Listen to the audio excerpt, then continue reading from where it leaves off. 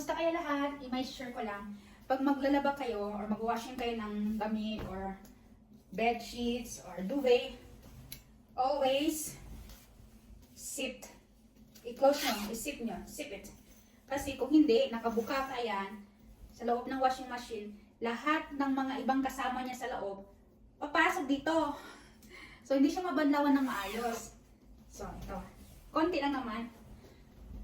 So, i-mix ko na lang isang towel. At saka, ito. Anyway, it's light. At always check yung packet kasi minsan, may mga tissues. Palagi ako naglalaba na may tissues tapos yun. Maglalaba ako ulit. Kasi yung tissues nakakalat. So, always check the packet. Check natin. Wala. Oh! May tissue. Mga candies.